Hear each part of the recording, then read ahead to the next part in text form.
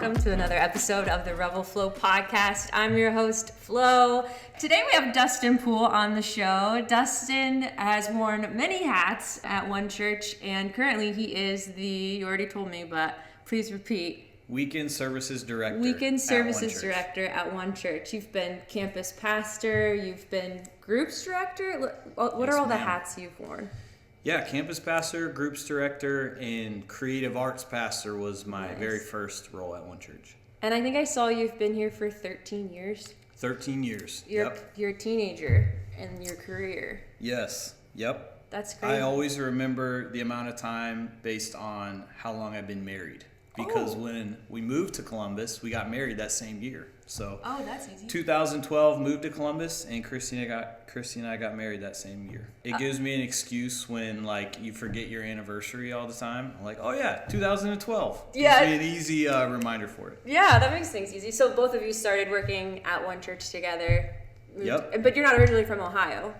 I am from Ohio originally, but not Columbus. Okay. Yep. You guys met at school. Yep. In a different state. Minneapolis, Minnesota. In the Great White North. The frozen tundra. Jeez. Yeah. I'm born and raised in Dayton, Ohio. Okay, you're a Flyer or nah? Yes, I mean, I love the Flyers. I grew up right next to Wright State University, if you've heard of that. Nice, yep. The Raiders. Wright State, wrong school, that's what we would say. Oh, yeah. I've heard that one a time or two. Sure. But yeah, I love UD Flyers, anything that represents Dayton. I feel like it's an unsung hero. Ohio has so many major cities. You got Cleveland, Columbus, Cincy, and then Dayton. Dayton holds its own for sure. Sure so does. You got to add the respect to where it's due. But sure. So what brought you then to Minnesota? School brought you there. What was at that specific school? Yeah, so a couple things. One, my youth pastor growing up, I was best friends with his son. So we were best friends our whole lives growing up. They moved to Michigan for a while. And his dad, my old youth pastor, took a job at this school in Minneapolis, Minnesota called North Central University in downtown Minneapolis. So that's how I heard about the school. I went and visited it. I wanted to go away to college, and I wanted to go where I knew somebody and had some sort of relationship. So yeah, long story short, that's how we ended up out in Minneapolis. I've never been to Minneapolis, but I've just heard it's basically a national park. The whole state is just gorgeous. Are you a hiker beautiful. or anything? I like it. My favorite thing to do outside is golf. It's kind of like hiking, but with it's clubs like and a way ball. to take a long walk and make it longer. 18 holes of a long walk. Yeah, so that's probably the most fun thing I like to do outside. But yeah, Minnesota's beautiful. The only thing that stinks about going to college there is you're not there in the most beautiful months. Like the summertime is unreal in Minneapolis. Because it doesn't get super hot. Everybody's outside because they've been cooped up for 9 months in the cold and the snow, and the sun doesn't shine for most of the winter, so everybody does stuff outside in the summertime. But yeah, it's a great city to live in. The thing I say about Minneapolis is the people that stay there long term are people that are from there because they think that's normal. The winters there are so intense. It's not normal. It's Canada. It's basically Canada. Just my perspective. I have some friends from the Twin Cities area, and they would post stuff all the time about the negative 30 wind chill, and I can't imagine. We had a bit of taste of that a couple weeks ago, but that's real. Enough. Yeah, we would the thing I remember most is we would go on a food run when we were in college, and the thing I remember is your car never heated up. Oh. You would leave, go get food, come home, and your car still was not warm. That's how cold it was. No, I'm too much of a pansy. Even living in Ohio, sometimes I'm like, this is good. Get all 4 seasons. I don't know. Yep, great city to live in for a short time. We'll say that. But I do love Minneapolis. Yeah, sure. Go back and visit or something. And that's where you met Christy. Yep. Right. So what was that story? How did you guys get to know each other? Yeah, so wait, can I tell a quick story of how also that goes in with how I ended up in Minneapolis? Yeah. So when we went on my college visit, so this is my senior year of high school, we visited, and the Cavs happened to be in town. When LeBron was playing for the Cavs, they were playing the Minnesota Timberwolves in Minneapolis. Yeah. So just happened to be that weekend. We went to the game. After the game, the players are leaving out the tunnel. LeBron rips his wristband off, just chucks it into the crowd. I look up and look down. It lands right on my chest. Dang. Literally. You didn't even have to So fight I for caught, didn't even have to fight for it. There's people all around, caught it, and as soon as I caught it, I like wadded it up in my hand and just got out of there before someone could tackle me or whatever. But fun fact, I still have that wristband. It says King James on it. For real? You're wearing it right now? I'm not wearing it right now. Every time, every day. Yeah. But I do have it at home in a case with the tickets from that night, and someday I'll give it to my son. That's I don't know if it'll super ever be cool. worth any money, but... I mean, do people even know who LeBron James is anymore? Is he even relevant anymore? He's relevant. JK. If someone listens to this podcast in 50 years, I think he'll still be a name that people know. I don't think he's going anywhere. Yep. Yeah. It's funny because whenever, Ryan Breath was on this podcast a few weeks ago, or months ago, I guess, and we talked about LeBron James, and the big argument that I brought up, and I'll see what your thoughts are on this too, between who's the GOAT, Michael Jordan or LeBron James. Yeah. My stake in the ground, and I will never budge, as why I think Michael Jordan is the best, is purely based on the Space Jam quality. Have you seen both of them? I have, yes. Yeah. Yep. It's a valid argument, I think. Even Ryan couldn't. Yeah. Yeah, LeBron doesn't quite have that in his bag yet, does he? Nah, he's got to play some season of baseball first, maybe, and then he'll come back. Yeah, I will say, what I will go on record of saying is I think MJ's peak was higher.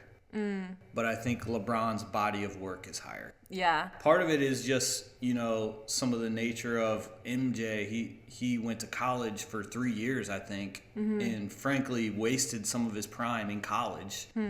Where LeBron, straight out of high school, so he immediately started building up stats, like developing with NBA talent, like from whatever it was, 18 years old. So, and here we are today. He's 40-something and still playing. I saw highlights the other night. He's still dunking, like doing everything athletically that a young kid would do. Yeah, they're not just keeping him around as like a grandpa on the team. Like he's for sure a huge factor on the court still. And it's so interesting. I remember hearing about him in middle school, when I was in middle school. And he was like 18 at that point, just going in the league. And I'm 33 and he's still playing, like wild. So I think longevity. I don't know a ton about basketball, so I'll get out of my depth like super quick. But the fact that like, the timing too, I think of when Michael Jordan was at his peak too, that it was just like more up and coming, I think. And the dream team was around him, and it was just like a new culture being built around him too, even like a new lifestyle culture. Basketball was like the thing. Yeah. And LeBron is just like, I don't think he's human, It is It's crazy. a cool legacy though, for sure. And now that he got to play with his son too is kind of wild. Yeah, that's incredible. Yeah. And his son seems to be developing quickly, and like you said, it's not a publicity stunt anymore. Like they're not keeping around just for fun. Like he's scoring 30 points a game in like their G League, which is like their minor leagues of the NBA. So it seems like his son's gonna be good too. Yeah, it was cool. I know this was probably marketing, letting his son play with him on the Lakers for a bit. Yeah. But like, why not? Like the initial, so that cool. first like game or whatever. Yeah. They're like, let's make history. Yeah, and then he played against Cleveland. Like, Yep.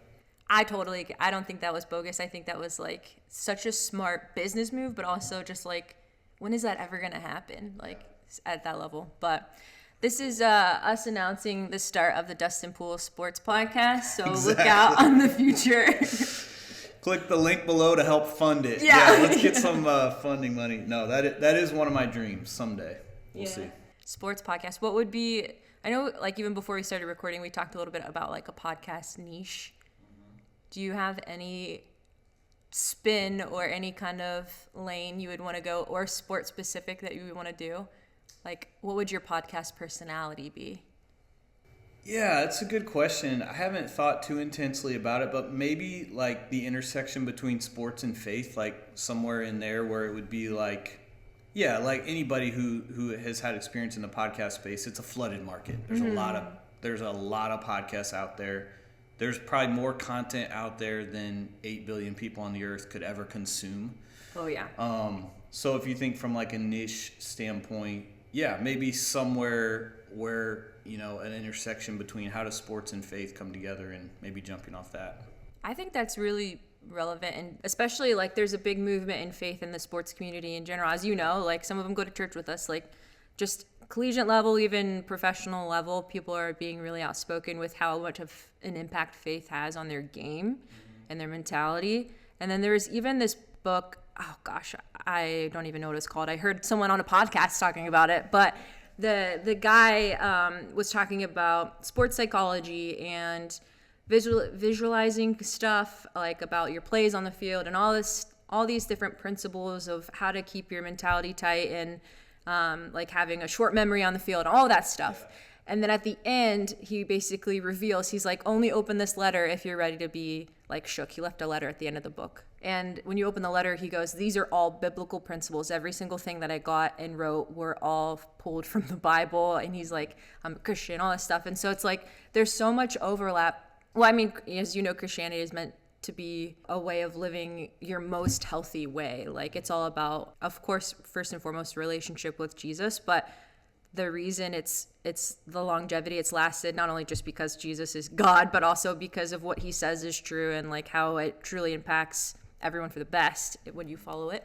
So I think that would be just like a really cool blend. Yeah, sorry, I just really got off the rail with that one, but I could sit on that one for a minute. Yeah. Let's bring it back full circle. Let's do it. So you went to college for what you're currently doing, or you went to college for worship leading? Yes. Yeah. I took us off track with the LeBron story. So yeah. That's right.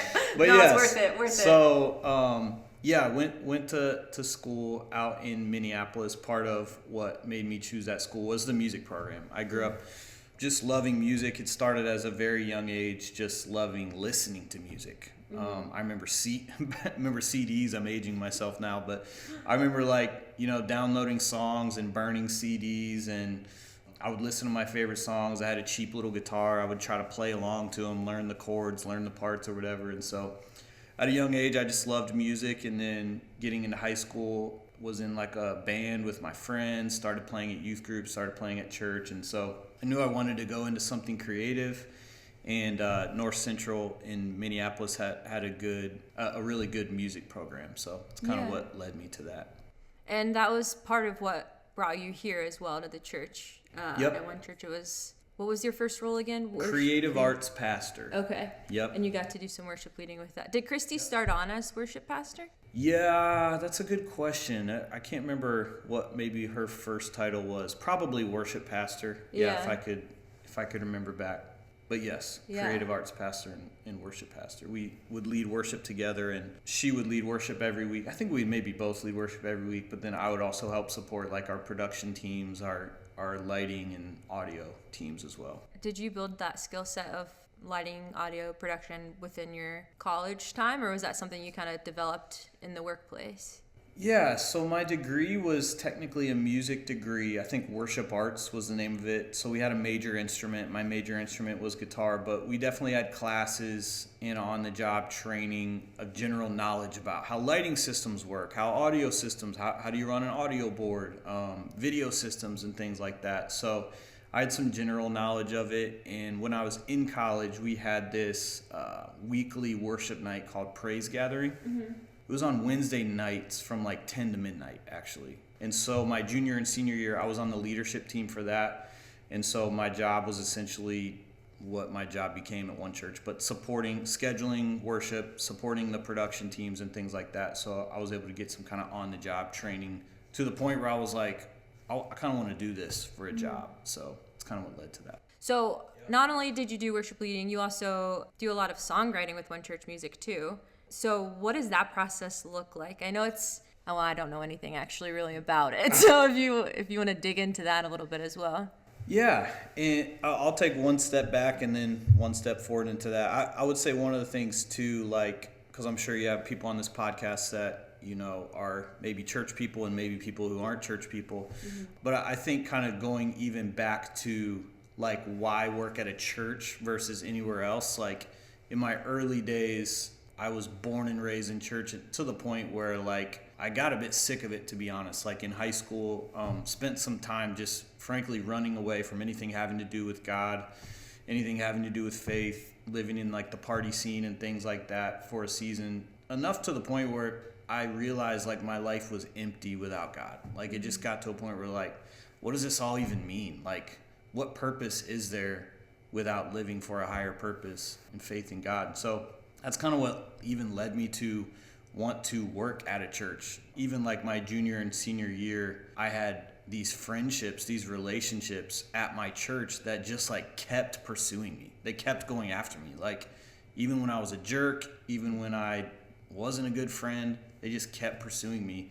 And so those relationships, you know, are part of what got me back into faith. And so all that to say, like, I've always had a passion of creating those environments that saved me, so to speak. Like creating those environments where people can build relationships, have healthy community, do fun stuff together, play music together, do church events, do church services that, you know, invite people back and keep engaging people and giving them fun stuff to do while also growing in their faith. So all that to say, that's kind of what led me to even be in ministry in the first place, is how can I help recreate that for other people who may be like me.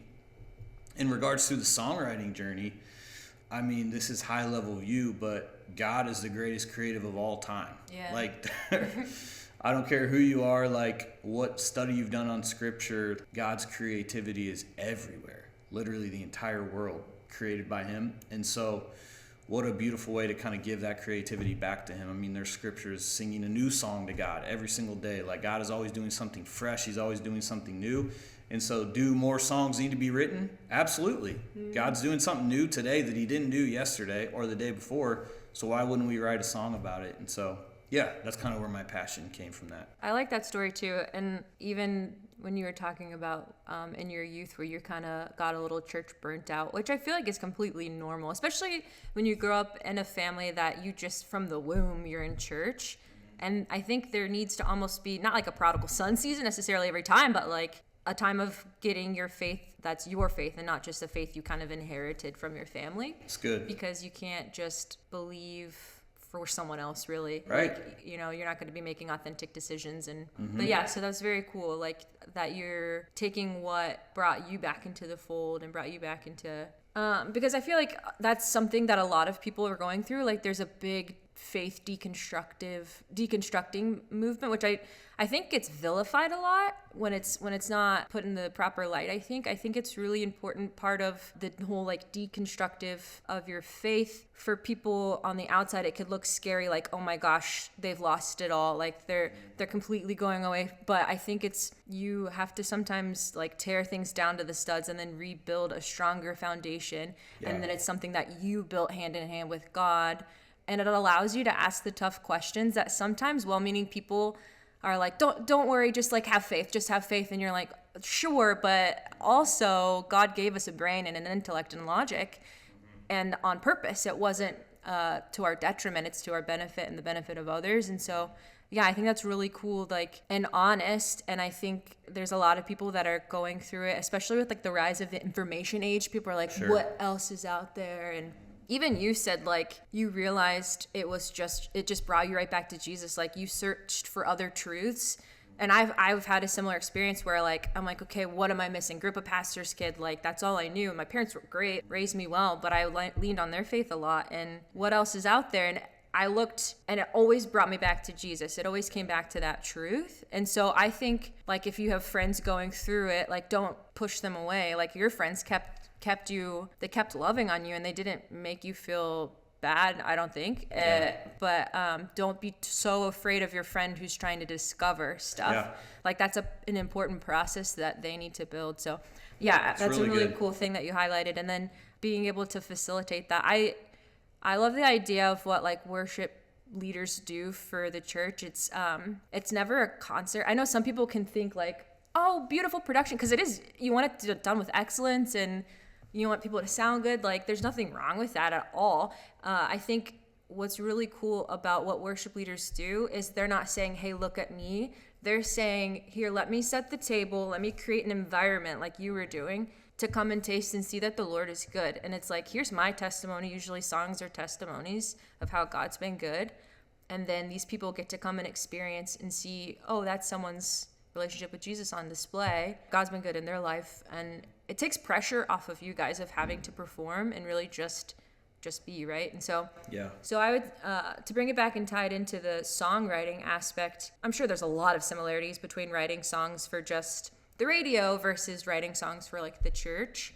What would you say if you have kind of thought through any kind of philosophy or your main goal when you sit down to write? Do you have a formula you go through, or you just, when inspiration strikes, you jump? Do you have any kind of process? Yeah, it's a good question. I think it starts even higher level than the songwriting piece, but just like from a worship philosophy standpoint. First of all, I would say, just agree with what you said. Like, it's just so important to understand the why behind what you believe. Mm-hmm. Like, imagine we get to the end of our lives and we look back and say, I believed my whole life this, or I built my life on this principle, without having like a real why behind it. Like, is it just because someone handed it to me, or because somebody else believed it, or somebody else I really trusted believed it? Which, again, those are not bad things, but I think just getting down to why do I believe what I believe, and living your life based off that principle is such a beautiful thing and healthy thing. I think when it comes to worship philosophy, you kind of alluded to it, but the idea is not to attract attention to us, a band, a worship leader, a logo, a church. Mm-hmm. Like, the whole point of the body of Christ, so to speak, is to be that reflector. Like, if light shines on us, it's just a mirror that shines it back to God or whatever. So I think from a worship philosophy standpoint, thinking through that lens, and then if you think music and songwriting through that lens as well, it becomes, okay, the new target on the wall is not to get radio plays or not to get a certain level of, fame or Spotify plays or streams. Not that there's anything wrong with those things. Those are great things if someone's wired to and passionate about being an artist in that space. That's great.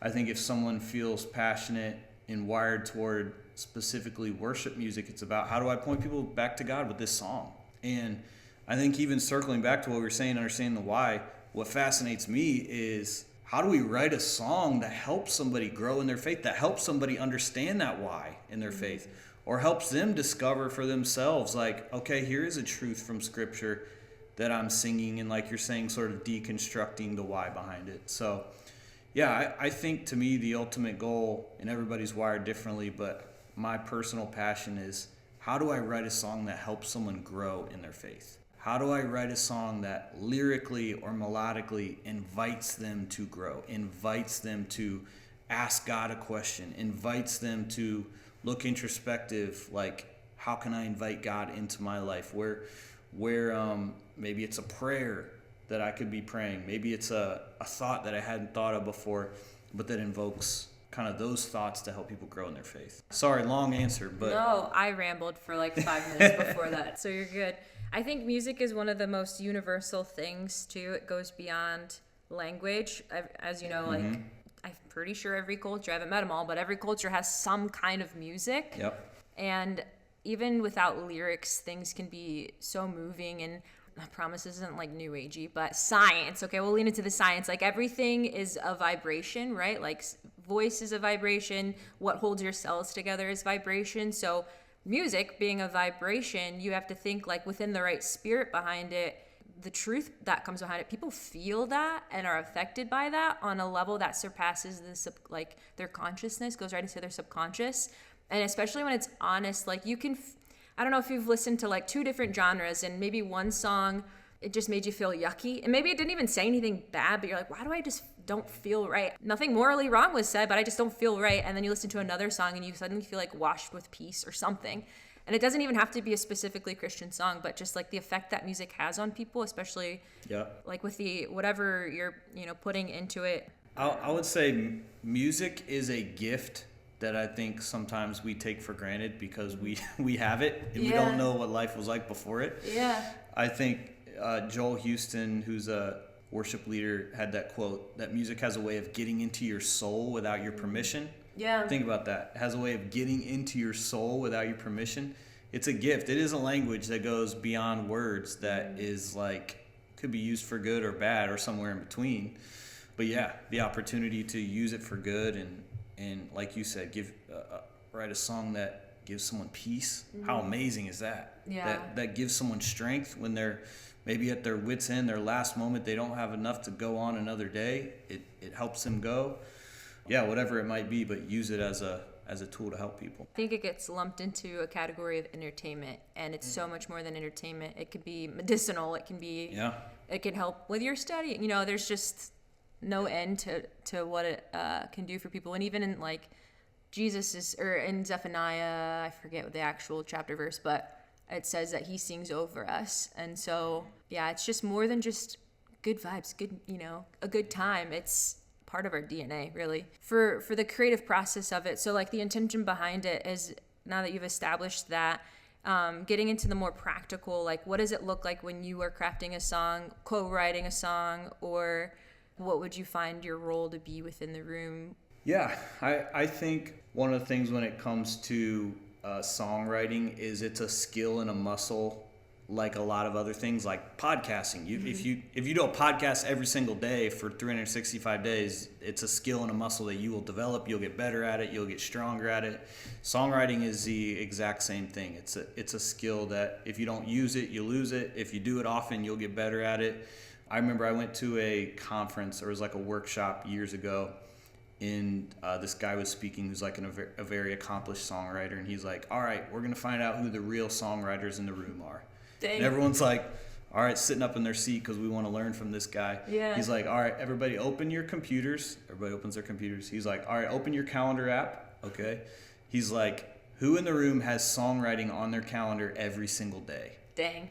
But yeah, he was basically saying like, look, the only way to get good at it, you can have gifting, whatever, it doesn't matter. You got to be doing it every single day and flexing that muscle. And so it's definitely something you can develop and get good at over time. But I think as far as like creative inspiration, me personally, what inspires me to write a song is like a word or a phrase that I maybe feel is like unique, or maybe I haven't heard in a song before, or maybe it's a concept that our pastor is preaching about, or maybe I've heard elsewhere, or maybe it hit me in a scripture that I was reading that is like a unique. If you think from an artist standpoint, artists are trying to say things that are unsaid, or artists are trying to say things that maybe haven't quite been put words in that uniquely. So I know we were just talking about branding a second ago, kind of goes hand in hand with that. I think about that with a song, because I personally don't just want to write a song. You can open up to any piece of art that's already been said or done before. Like nobody's, I don't think, sitting down right now wanting to make another Mona Lisa. Like I'm going to sit down and say, I'm going to copy the Mona Lisa and I'm going to paint it the exact same way. Maybe someone's out there trying to do that. I don't know. Impressive, I guess, but yeah. From an art standpoint, I think in general, artists are like, what can I do that hasn't been done? What can I say that hasn't been said? And I think if you zoom that into like worship, music, songwriting, what truth can we put down in a lyric, in a melody that hasn't been sung like that or hasn't been said like that will spark somebody to then question it, think about it, process it, and help them grow in their faith. So as far as like co-writers and things like that, I mean, it all goes different every time. I think it's just all about finding what works for you and finding what people you gel really well with. But yeah, I found co-writing to be the best. I've found that songs are better when I don't write them by myself. Other people are speaking into it. What if we did this on the bridge? What if we said it this way in the verse? I'm passionate about like choruses and bridges, so I've probably never written a good verse in my whole life. Like I'm more like the anthems and like what's short and simple and sweet and like a really cool like basic concept that anybody can understand. It's not confusing, and we can kind of say it together. That tends to be my lane, so to speak. Yeah, rally behind, especially when you're leading a room. Like those are the ones where people can easily get behind. If you have like something that's so wordy and maybe it's poetic and beautiful, like maybe in like a indie singer-songwriter show, like beautiful, people can also process stuff. But when you're leading a room, like to your point, the anthemic, like the charge in the room, like can get on board with it, and there's no confusion or division. It's like, this is something we can all stand behind. And what, to your point of the new thing, like what's not been done before, earlier it mentioned God's doing something new every single day, and he's the most creative thing. And if there's something new every single day, there's something new to sing about every single day too. So for when we get into those moments where we think, especially within Christian music, it's almost like everything's been sung about, like, oh, the Bible, like there's only so many verses in the Bible, but even you could read the same verse in the Bible every day and get a different revelation of it. Absolutely. And there's 8 billion people currently alive, and there's only going to be more happening and more specific life circumstances that whether it's one phrase in the song or the melody that you hit or the bridge, like that's going to be a key to unlock something in someone. So I think it takes away any of the pressure of like, I'm only going to be a carbon copy. Like that's possible, but that's not the reality, or that's, we have an endless well, basically, as you know. And so speaking to those moments where maybe things aren't creatively flowing super easily, or you get stuck with writer's block, do you have any way of kind of shaking yourself out of that? Definitely time helps. Like, put it down, go do something else, come back to it. Like the old adage is, if you're working with your head, go work with your hands. If you're working with your hands, go work with your head. Yeah. So that always helps. But I mean, it might sound cliche, but the Bible, like if you go back to the Bible, even if you leverage different translations, like you said, you can read something different, will hit you different. Melodically, you'll think of something different, something will hit you.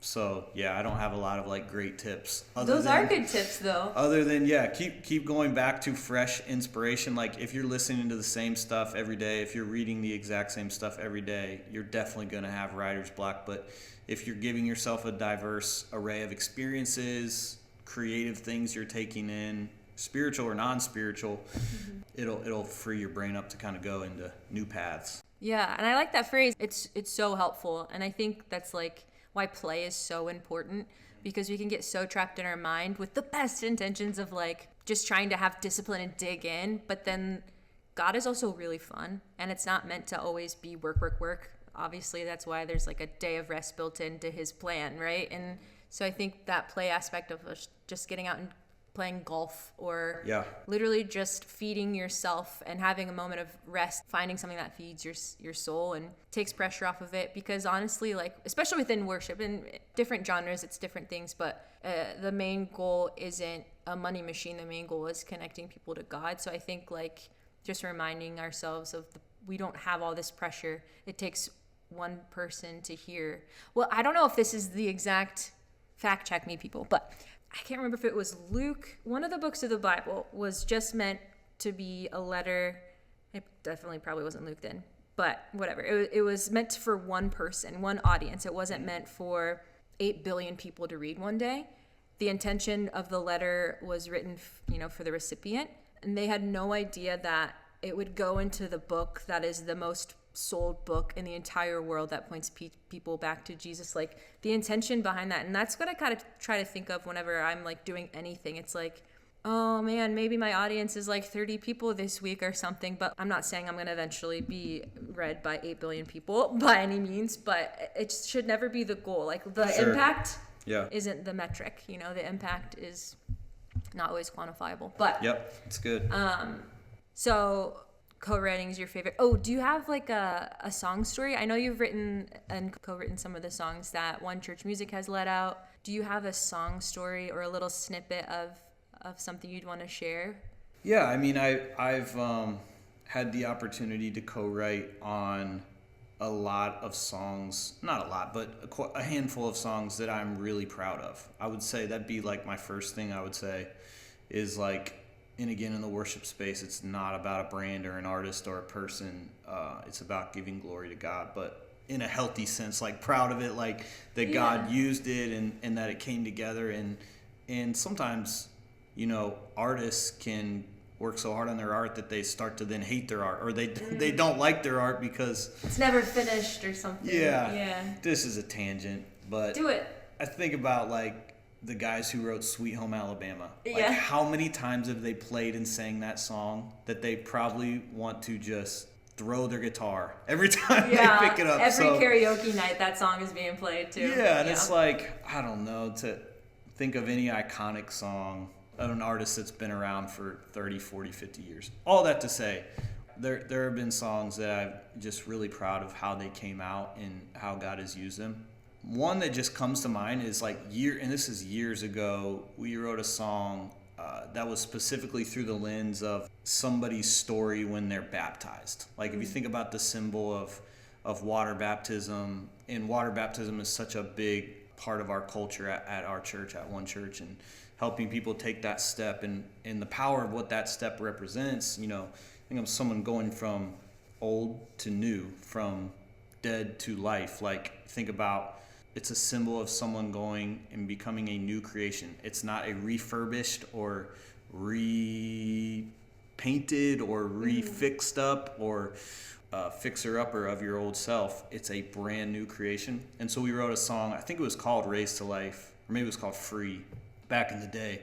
And I just remember like borderline being in tears as we sang that song, and people were getting baptized while we sung that song. That's cool. So it was like the inspiration of it was watching what God was doing in people's lives as they got baptized. But then we would then play it and sing the song as a church while people were getting baptized. It was like this cycle of this like really cool thing that God was doing. He was using inspiration that he created by someone in their life having experience with God to the point they wanted to get dunked in water in front of all these people, go public with their faith, let the world know they're going to follow Christ. And then we're singing this song that we wrote while people are then getting baptized. It's just a pretty cool thing. Having an experience like that where, gosh, what was it that I want to say there? It's a representation. Yeah, it's like fulfilling of the and also like when you think about like some of those people getting baptized, I'm personally friends with, like I personal firsthand experience of some of the things that God has brought them through and that they've come through, and difficult things that they've endured and leaned on God to walk it through with them. And so was that one of the ones on the Victor? Yeah, I'd have to look back at the discography, but yeah, I think it was on the Victor's project. Okay. I do want to kind of head into the direction too, because I know like music is a big portion of what you do, and it's a passion and part of your job, but also I know you do more than just music within your role. What you do is it's also a leadership role, so not just leading from the stage, but you're leading like programs and people face to face. With your current role, leader of the whole church now, weekend services director, which is the most plates that you have to keep spinning. Within that role, I'm sure there's a lot of parallels to everything we've kind of been talking about, but within like the director role, I kind of want to talk about like how you lead people practically too, because it's powerful to lead from the stage, and I get to witness that, almost every week of the authenticity there. And it's also a whole different type of leading people when you're shoulder to shoulder with them, living day to day with them. So I kind of want to highlight the differences there. So I'm trying to think how to ask that question. I can kind of try to speak into it, and you can let me know if it's on track or not. I think the older I get, the more I'm passionate in thinking about what does the future look like and who's next, even like the next generation, and raising up the next generation. And collaboration, if I could put it under an umbrella, is like collaborating, setting others up for success. When you're young, in any career path, it's like you're working hard. What can I do?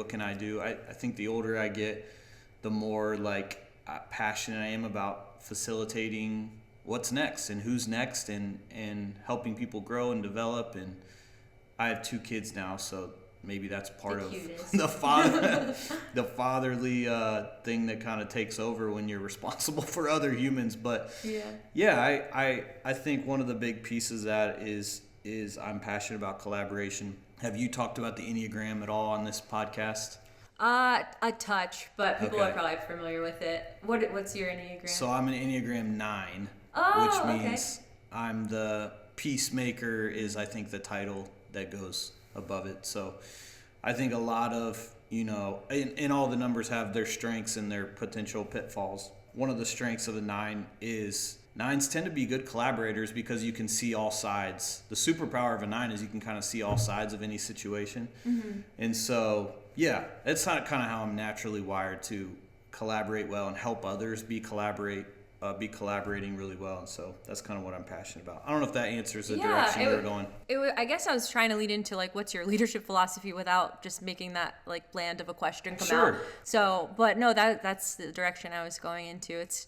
I think you're saying basically you like to create opportunity for people to grow and develop, which I think makes the best leader. It's a leader that if you're being led by someone that tries to take everything on and doesn't give opportunity to fill their shoes, you're always trying to train someone to take your job someday, essentially, right? Because having that mindset of it's not just about what you can produce and provide and put your name on, it's the reality of like this is something bigger than you, and you realize that reality, and because you care so much about this and what it can do and what it has done for people, making sure you're protecting that by developing the people coming after. So it's good. I like that. Yeah, I think in every organization has their own core values, church or business, and so maybe everybody can take and apply as they see fit. But our church, one church, has 7 core values. A couple of those are, involvement. Involvement is a core value, which means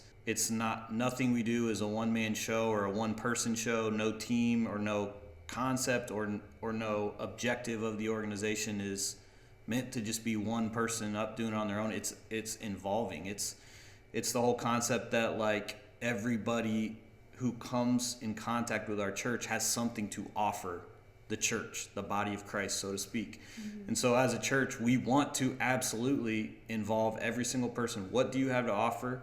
What can you add to the table? And then maybe sometimes it's helping them identify that. Maybe it's sometimes helping them develop that gift.